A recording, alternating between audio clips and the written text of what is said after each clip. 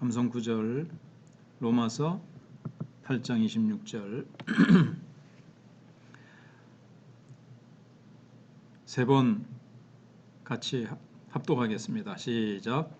이와 같이 성령도 우리의 연약함을 도우시나니 우리는 마땅히 기도할 바를 알지 못하나 오직 성령이 말할 수 없는 탄식으로 우리를 위하여 친히 간구하시느니라.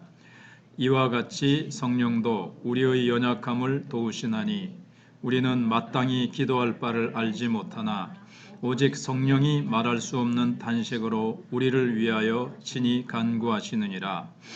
이와 같이 성령도 우리의 연약함을 도우시나니 우리는 마땅히 기도할 바를 알지 못하나 오직 성령이 말할 수 없는 탄식으로 우리를 위하여 친히 간구하시느니라.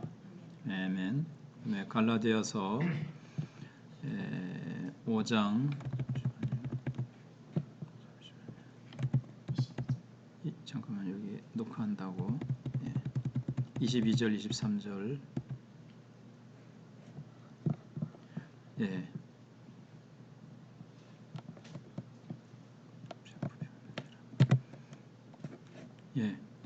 세 번 역시 공독하겠습니다. 오직 성령의 열매는 사랑과 희락과 화평과 오래 참음과 자비와 양성과 충성과 온유와 절제니 이 같은 것을 금지할 법이 없느니라. 오직 성령의 열매는 사랑과 희락과 화평과 오래 참음과 자비와 양성과 충성과 온유와 절제니 이 같은 것을 금지할 법이 없느니라. 오직 성령의 열매는 사랑과 희락과 화평과 오래 참음과 자비와 양성과 충성과 온유와 절제니 이 같은 것을 금지할 법이 없느니라. 아멘.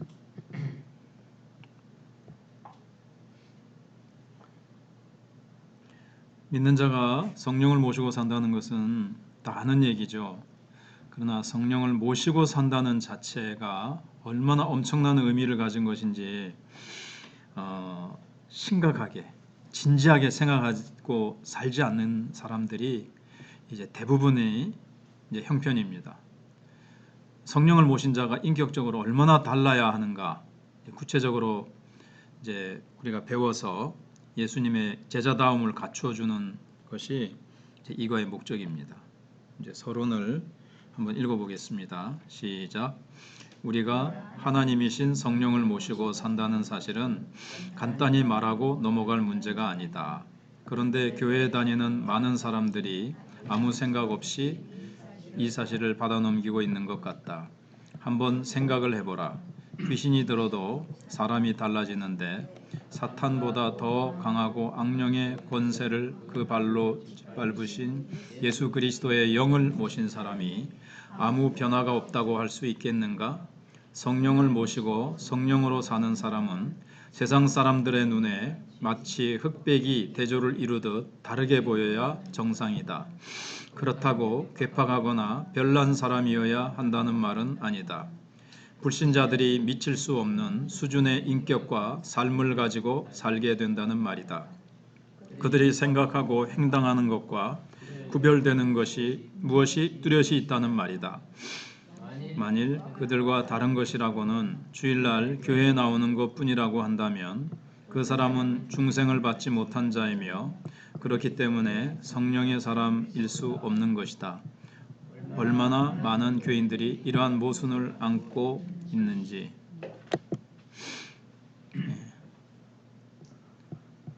읽으면서 뭘 느끼셨습니까?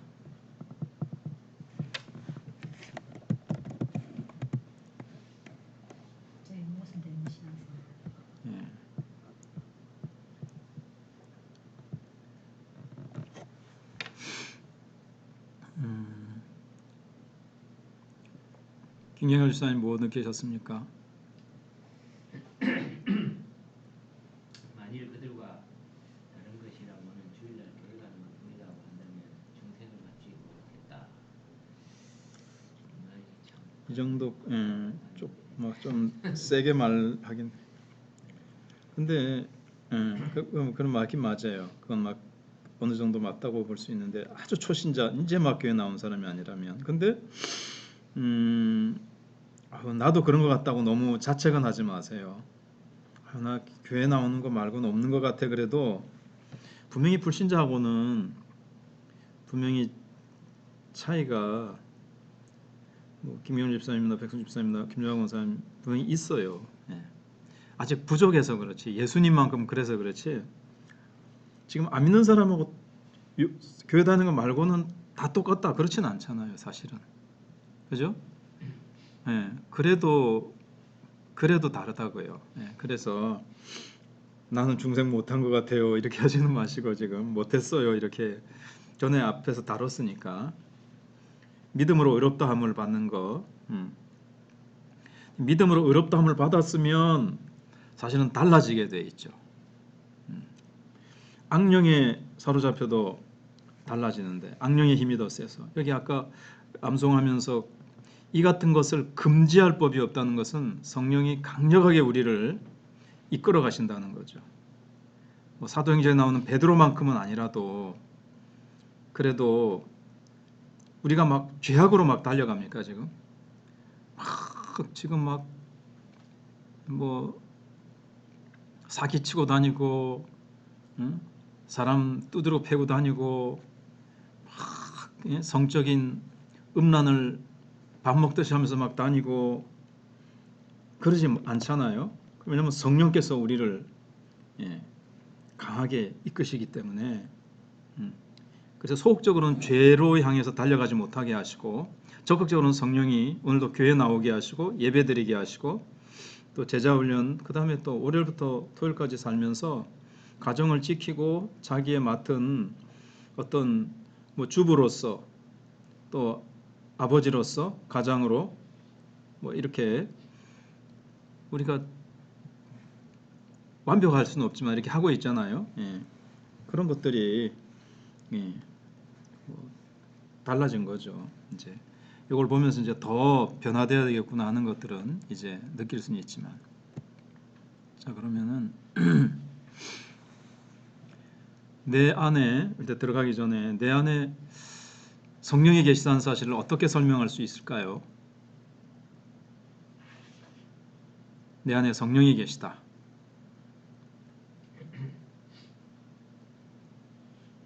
네. 지적받기 전에 스스로 먼저 한번 내가 나쁜 일에 이렇게 관심을 갖고자 할 때 아 그건 아니야 네. 그건 아니야 예. 그랬는데 예. 그런지 또 이렇게 우린 직장인이니까 작업을 할 때 네. 다른 사람은 그냥 쉽게 말하면 빈둥거린다는데 아 나 자신은 저러지 말아야지 내가 맡은 일을 철저하게 자기 해야지. 하면서 음. 네 그게 조금 음. 성령님이 이렇게 예, 그렇게 하시죠. 힘을 주시고. 제가 그렇게 할 수 없을 것 같고 예. 생각조차도 음. 그런 생각을 못 예. 할 것 같아요. 예. 나도 뭐 이거 네, 뭐 나오시지 뭐. 나도 빈둥빈둥 놀지 뭐 적당히 눈피해서 또 예, 또 다른 분은 또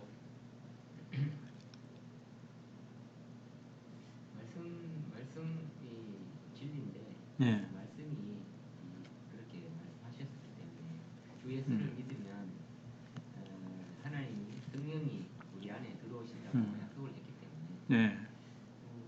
내가 예수를 믿기 때문에 내 안에 주 예수 믿기 때문에 들어가 계시다. 예. 당연한 게 아닌가. 예. 예. 백승숙 집사님은 어떻게?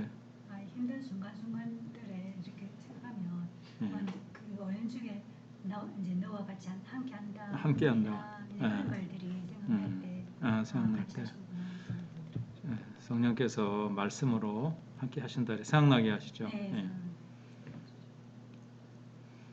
그다음에 오늘도 이렇게 다 잘 말씀하셨고 내가 아빠 아버지라고 하나님의 아버지라고 불러지고 하나님 살아계심이 믿어지고 뭐 이런 것부터 시작해서 앞에서 배운 교리들을 생각하면 또 예배에 우리가 나온 것 같아도 성령이 이끌지 않으면 내 예배 나가기 싫다 그럴 수 있고요. 예배 드리고 찬송 부르고 정말 성령이 역사하지 않으면 찬송도 입이 안 떠져요. 기도도 입이 안 떼어지고 근데 그런 걸로 또 설명할 수 있겠죠. 그래서 나는 성령의 사람이다. 이런 증거를 가지고 있는가? 조금 전에 말한 그런 증거 같이 이제 상통하는 거죠. 성령의 사람이라는 증거는 성령에서 아까 외운 나중에 이제 나오겠지만 그 사랑과 희락과 뭐 이런 게 지금 뭐 100%는 아니지만 예수님만큼은 아니지만 예수님 때문에 그래도 성령 안 모신 사람보다 우리가 이제 기쁘죠. 예배드리면 기쁘고 찬송 부르면 기쁘고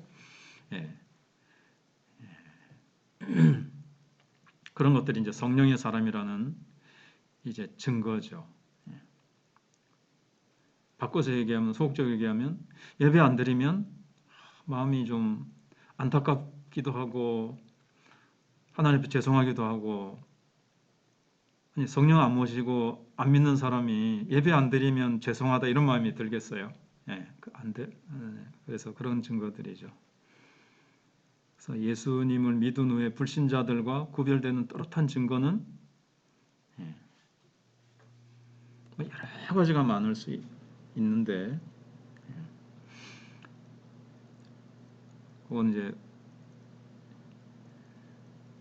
본문을 생각해 보면서 살펴보겠습니다.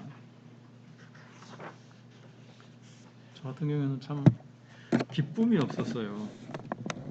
참된 기쁨, 이유 없는 기쁨 이런 거 없었고 평안도 없었고 불안했고 너무너무 불안했고 아무런 내가 의지하고 바라볼 대상이 없으니까 이 세상에서 어떻게 살지 내가. 요즘 청년들이 굉장히 불안해하고 자기 방에서 나오지 못하는 청년들도 많고 극단적인 선택을 하는 청년들이 막 늘어나고 그러는데 하나님 없으면 정말 너무너무 그럴 텐데 예수 믿고 나니까 보통 주어지는 게 기쁨, 평안, 그 여러분들이 말한 그 힘, 어떤 힘, 파워죠. 성령의 능력이죠. 성령의 능력. 자, 그럼 1번 한번 읽어보겠습니다. 문제를 시작. 요한복음 14장 16절 17절에서 예수님은 성령에 대하여 무엇을 가르치고 계신가? 16절 17절 다 적어 오셨죠? 성령에 대해서 무엇을 가르치고 계신가?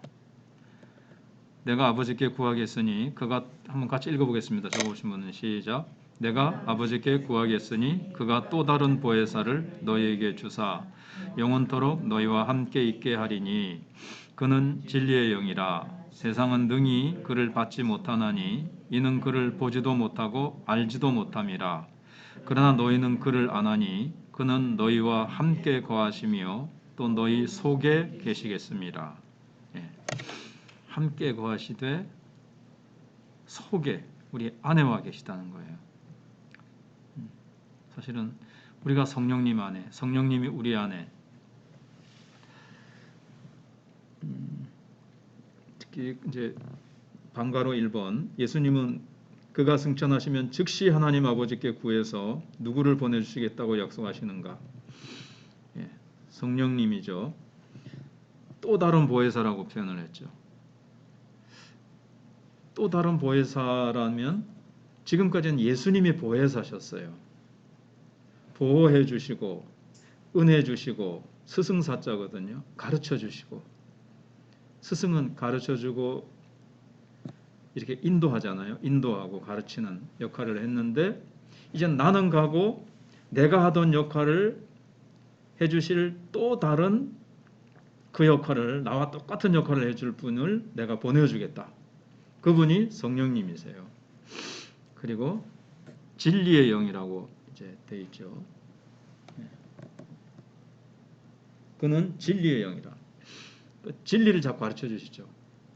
내가 너와 함께 한다. 이것도 진리이고 그 다음에 여러 진리들. 그래 아까 데살로니가 후서가 있는 게으르지 말라. 뭐 자기 손으로 일해서 이렇게 살아라.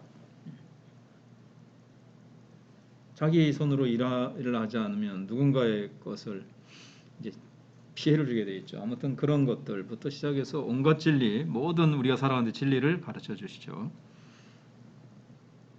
그다음에 이제 보혜사라는 말 속에는 변호사라는 뜻도 있어요.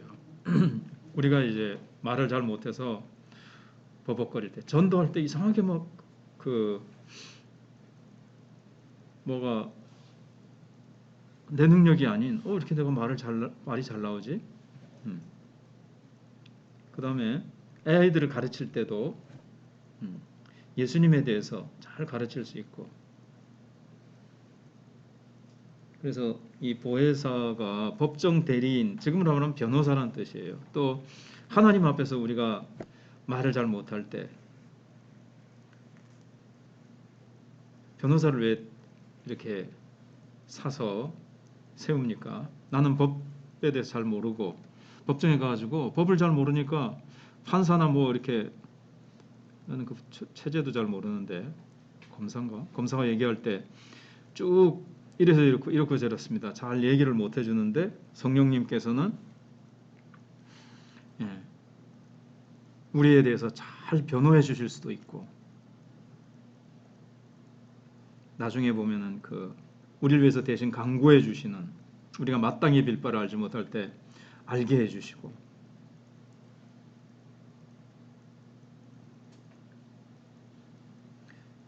이제 뭐 원어로 하면 파라클레토스인데, 파라라는 말은 옆에라는 뜻이에요. 그래서 너희와 함께 내 곁에 계신, 클레토스는 원래 이렇게 변호해주고 말해주고 이런 뜻인데, 내 옆에서.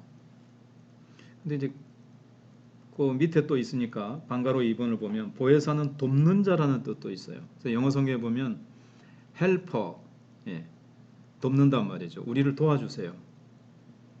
온갖 것을 도와주세요. 근데 뭐 시험 공부 안 했는데 그 다음날 시험지 받아드니까 막 답을 쫙 보여준다든가 환상 중에 이런 거는 안 도와주세요. 사기치려고 그러는데 아주 그 사기칠 수 있는 지혜를 주신다, 이런 건 아니라는 건 아시겠죠. 뭐 얘기할 필요도 없고. 하여간 우리에게 위로를 주시고 힘을 주시고, 우리가 하나님을 위해서 살아가는 데 필요한 거 돕는 자예요. 헬퍼. 또 어떤 영어 성경은 번역본이 굉장히 많거든요. 카운셀러라는 말이 있습니다. 상담해 주세요. 또는 상담자는 사실 위로하는 역할도 하거든요. 상담하러 가보면요, 위로해 줍니다. 당신 참 그렇게 아프시군요, 상처가 있으시군요, 마음이 상하셨겠군요. 그러면서 들어주고 위로해 줍니다. 그래서 내가 갑자기 생각 안 나는데 그 위로자라는 영어로 해석한 번역본도 있어요. 그러니까 보혜사가 그만큼 하는 역할이 엄청 우리에게 많다는 거고, 엄청난 도움을 주시는 분이라는 거죠. 우리는 너무 연약하기 때문에 예수님이 이제 보내주시겠다는 거예요. 그래서 성령을 보혜사라고 할 때에는 그가 우리를 돕는 위치에서 일하신다는 것을 의미한다고 볼 수 있다. 클레토스가 참 미안합니다. 부름을 받은 자란 뜻이에요. 나를 돕기 위해서 부름을 받은 자. 그러니까 뭐랑 비슷하냐면은 콜이란 말 알죠? 콜은 뭐 전화란 뜻도 되지만 부르다란 뜻이거든요. 콜택시 부르잖아요, 이렇게. 그래서 클레토스, 그게 이제 콜에서, 영어가 이제 그 헬라어에서 나온 것도 있거든요. 라틴어에서 나온 것도 있는데, 클레토스, 나를 돕기 위하여 부름을 받아 곁에 계신 분이에요. 내 곁에 계신 분. 나를 돕기 위해서 부름을 받아 내 곁에 계신 분. 누구의 부름을 받아요? 성부 하나님과 예수님께서 보내주시겠다 그랬잖아요.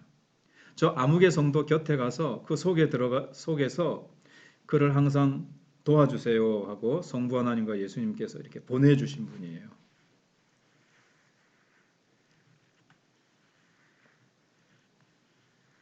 그 사실을 우리가 탁 믿고 인식하면서 나가면, 와, 내 옆에 든든한 분이 계시네, 이렇게 되는 거죠. 그러면 이제 방가로 3번, 성령을 진리의 영이라고 하는 이유를 다음 성구를 가지고 말하라. 요한복음 15장 26절.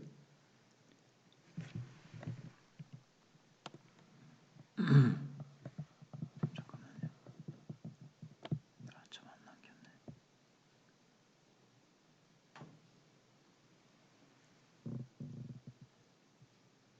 그래서 아까 돕는 자가 로마서 8장 26절이죠. 우리의 연약함을 도우시나니 그랬죠. 특별히 기도할 바를 알지 못할 때 친히 간구도 해주시고, 우리 연약함을 도우신다는 건 우리가 약하고 힘이 없고 무능하고 무기력한 것을 말한다. 예습하는 때 보셨죠? 예.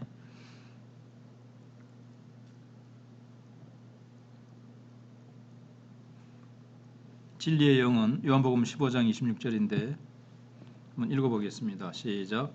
내가 아버지께로부터 너에게 보낼 보혜사 곧 아버지께로부터 나오시는 진리의 성령이 오실 때에 그가 나를 증언하실 것이요. 특별히 진리의 성령이 오실 때 그가 누구를 증언한다 그랬죠? 나가 누구죠? 예, 예수님이죠. 지금 예수님이 제 아들에게 하신 말씀입니까? 그래서 성령님은 오셔서 내가 예수님을 더 깊이 알아가도록 도와주시는 분이세요. 또 그렇게 증언하게 하세요. 내가 다른 사람들에게 주일학교 아이들이든지 주변에 증거해야 될 때 예수님을 증거하도록. 당신은 어떻게 그렇게 했어요? 예수님이 도와주셔서. 예수님은 이런 분이신데 예수님이 나의 인생을 이렇게 해주셔서 예수님이 이런 분이셔 이렇게 되는 거죠.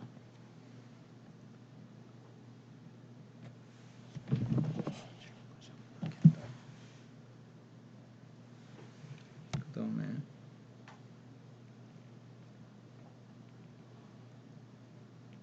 요한복음 16장 13절입니다. 한번 읽어보겠습니다. 시작.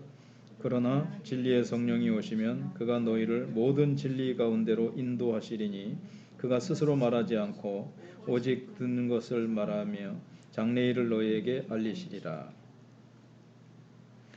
여기 아까 나왔던 것도 말씀인데 너희는 모든 진리 가운데로 인도하시리니, 우리가 잘못된 길로 가지 않고 우리의 꼭 막 서쪽으로 가라라라라라 이렇게 들리는 건 아니지만, 그렇게 하면 안 되지. 그렇게 하는 거는 양심에 그렇고 내 마음이, 우리가 그렇게 하지 않고 이렇게 살아야지, 예배드려야지, 말씀을 따라서 살도록 이렇게 진리 가운데로 인도하시죠.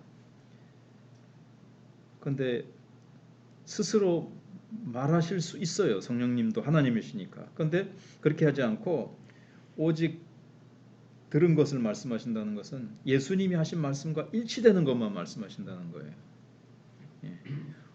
혹시 어느 날 뭐 성령님이 누가 이렇게 말씀하셨다 그러는데 성경하고 일치하지 않다. 그러면 이제 잘못 들은 거예요. 그 사람이 누군가. 성령님이 당신한테 가서 이렇게 말하라고 하셨어. 그런데 성경적이 아니야. 그러면은 아닌 거죠. 나한테도 마음속에 무슨 말씀을 하시는 것 같은데, 극단적으로 얘기하면 알기 쉽게 저걸 훔쳐라. 그거 성령님의 음성 아니죠. 예를 들면 그런 겁니다. 네가 충성해라. 네가 더 기도의 시간을 더 많이 가져라. 이런 마음을 자꾸 아주 부어주신다면 그게 이제 시험에 들지 않게 깨어 기도하라. 예수님의 말씀을 가지고 성령님께서 말씀하세요. 예수님이 하신 말씀을 가지고 말씀하세요. 이게 굉장히 중요해요. 이걸 잘 몰라서 사람들이 이단에 빠지는 거죠. 이단의 교주라든가. 성경에 없는 걸 가지고 막 그 교주가 말했다 그러면서 신천지로 쫓아가고 어디로 쫓아가고 그러는 거죠. 그래서 이게 굉장히 중요해요. 그들은 진리의 영으로 인도함을 받지 못하는 거예요. 예수님이 말씀하시지 않은 걸 가지고 막 얘기를 하죠. 가서 배워보면 신천지 그 가르치는 거 보면. 자, 그다음에 이제 4번입니다. 방가로 4번. 당신은 주로 언제 성령께서 진리를 깨닫게 하시는 것을 체험하는가?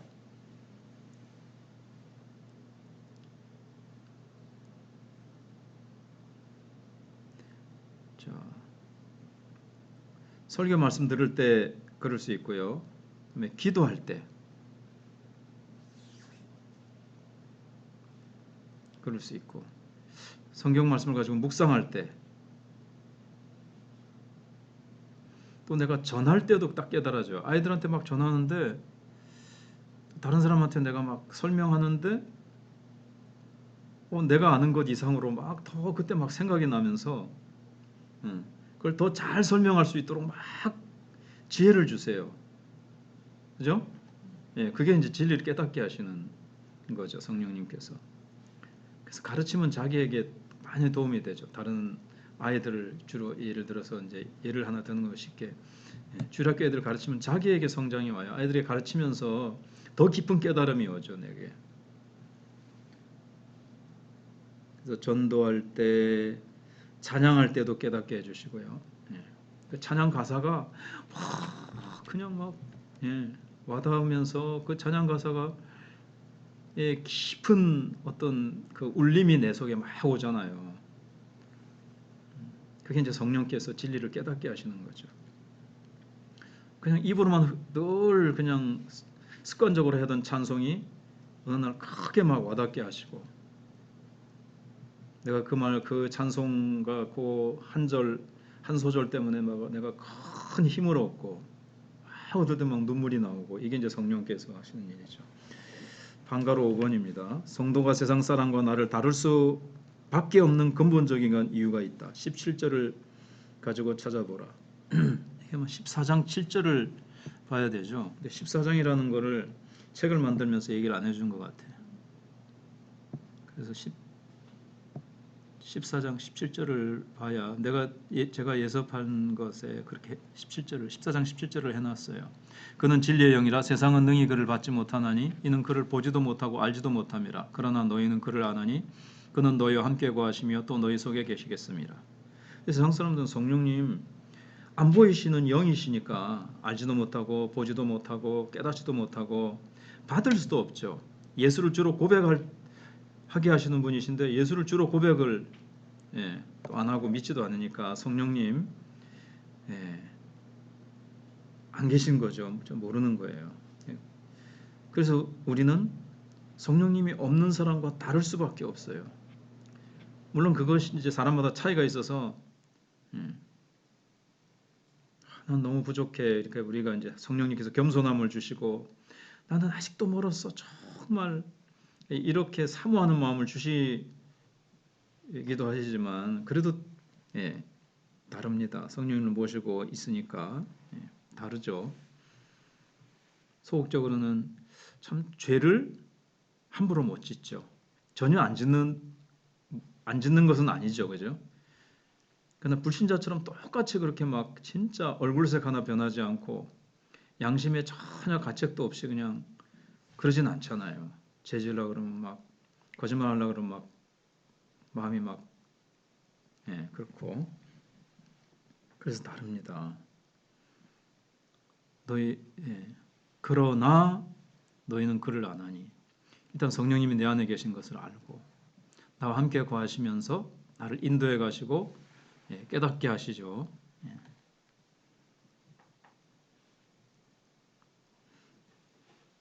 다른 길로 가면 막 주로 양심을 통해서 말씀하시죠.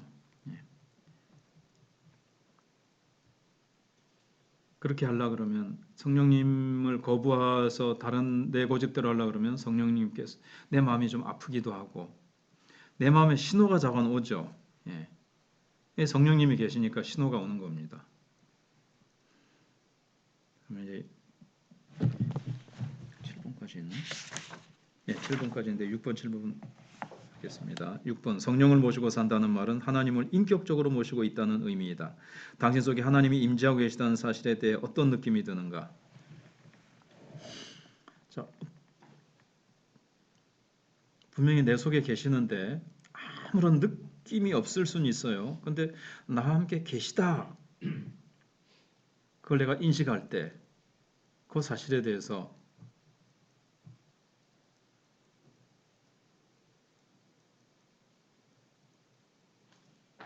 일단 감사하고 든든하고 든든하고 내 뒤에 그다란 예. 후방 백그라운드가 되시는 거죠. 백이 되시는 거죠.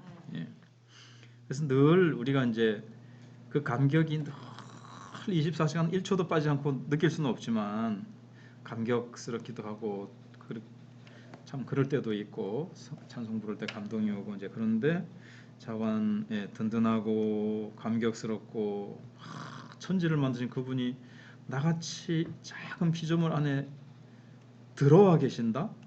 예. 근데 이제 여기서 중요한 거는 어떤 분은 이제 설교집에서 봤는데 내 속에 인격적으로 모시고 계시죠. 근데 가령 우리 집에 뭐 그럴 수 없지만 어머니를 모시고 계세요. 아버지를 모시고 계시던 또 누군가를 탁 왔는데 인격적으로 모신다는 뭐죠? 예. 그럼 예를 들면 아침에 일어나면 방 안에 계시면 잘 주무셨어요 어머니?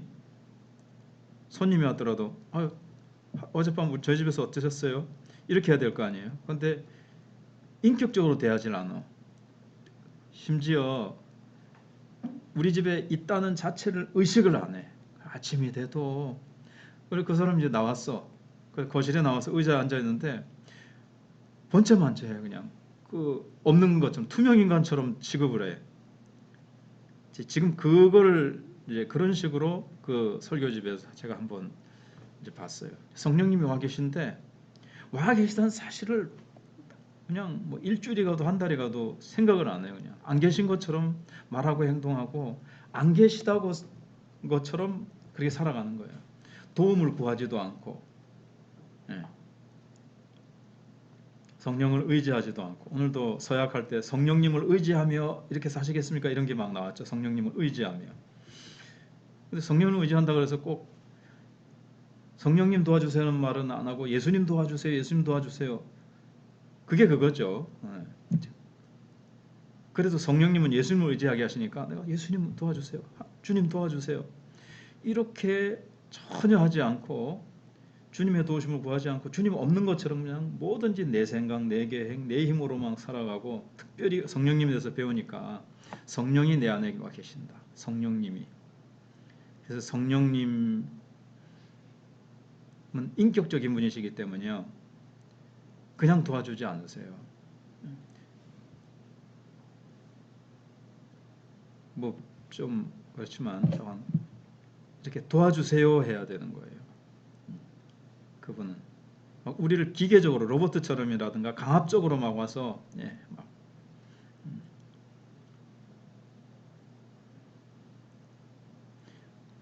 뭐 이상한 예를 들면 저는 좀 마늘 좀 같이 좀 마늘 까는 거 좀 도와주세요 이렇게 예를 들어 해야 되지. 그냥 막 근데 막 와가지고 물론 마늘 까고 있구나 와가지고 같이 도와줄게 그러면서 막 그냥 깔 수도 있지만 성령님은 굉장히 부드러우면서 마늘 까는 거 좀 도와줄까? 뭐 이런 식으로 예를 들어 사신다는 거죠. 그래서 성령님께서는 이렇게 도와달라고 해야 돼요. 인격적이라는 것은 하나님과 도와주세요. 그렇게 하지 우리를 비인격적으로 막 그냥 이렇게 해. 그래서 하나님 성령님께서 내가 할 일을 갖다가 그냥 다 막 이렇게 막 해주시고 내가 할 수 있는 일도 그렇게 하시지 않고 내가 인격적으로 모시고 계시다. 첫째는 계시다는 것을 인식하는 것을 말하는 거예요. 계시다. 아까 얘기한 대로 투명 인간처럼 본체만체하고 아침 일어났는데 혼자 밥 먹고 와서 같이 식사하세요 이렇게 해야 되는데 인사도 안 하고 식사하면서 식사하라는 말도 안 하고 밖에 나가면서 잠깐 나갔다 올게요 이 말도 안 하고 그냥 완전히 그냥 제쳐놓고 없는 존재처럼 대하면 인격적으로 대하는 게 아닌데 성령님을 얼마나 많이들 그렇게 하느냐 이게 여기서 이제 이과에서 굉장히 중요한 사실이에요. 우리가 이제 그렇게 성령님을 의식하면서 살아가야 돼요. 그러면서 감격스럽고 또 죄도 소극적으로는 죄도 함부로 못 짓고 성령님 내 안에 계시니까요. 또 한 가지는 그 대신에 선한 일을 하려고 할 때는 또 용기가 생기죠. 성령 사람은 못 알아줘도 성령님은 다 보고 계시잖아. 예배당에 와가지고 혼자 뭘 이걸 치우고 저걸 정리하고 할 때 아무도 안 본다. 그래도 성령님은 다 그래, 아무도 안 봐도 네가 해야지 그렇게 한다든가, 이거 심판날 당한 그날 주님이 다 상급 주신다, 이거 다 기억하셨다가, 예, 종이 하나 주신 것도 다 상 주신다. 그렇게 이제 성령님께서 해주시죠. 그래서 어떻게 보면 또 성령님 저거 내가 해야 되겠죠. 성령님 저 누가 버리고 간 저 주보 제가 치워야 되겠죠. 이렇게 대화도 할 수가 있어요. 이게 이제 인격적이에요. 그다음 이제 7번, 이거는 간단하게 하면 성령과 성도의 관계는 영원히 끊을 수 없다는 사실을 어떻게 표현하고 있는가? 우리와 함께 거하시고 우리 속에 계신다 이 말입니다. 영원히 우리와 함께 하신다 그랬어요. 왜냐하면 관계가 끊어질 수는 없어요. 우리가 실수하고 범죄한다 할지라도 끊어질 수 없어요. 자녀 관계고 성령님과는 영원히 연합된 관계다 하는 거죠. 죄 지었으니까 떠나셨나? 막 양심이 아프고 괴로워가지고요. 성령님이 안 계시다고 자꾸 그렇게 내 양심과 마귀는 막 그렇게 만듭니다. 여기 이것도 굉장히 중요해요. 초신자들한테도 잘 가르치고 아이들한테도 절대로 안 떠나시고, 성령님께서 근심하시고 좀 슬퍼하시긴 하셔도 절대로 안 떠나신다. 삼위 하나님이 이제 같이 계시니까 안 떠나시는데, 내가 좀 부족하게 살았다. 앞에 나오는 거 의롭게 하신다 해서 배웠지만 내가 좀 부족하게 살았으니까 뭐 성령님께서 나를 뭐 이렇게 아유 너 미워, 아유 너 저리 가, 저 멀리 있어, 저쪽에 서 있어, 이렇게 하실 것 같아도 다 연합되어 계시다. 자, 전도 모임을 한다 그러니까 그러면은 기도하고 마치겠습니다.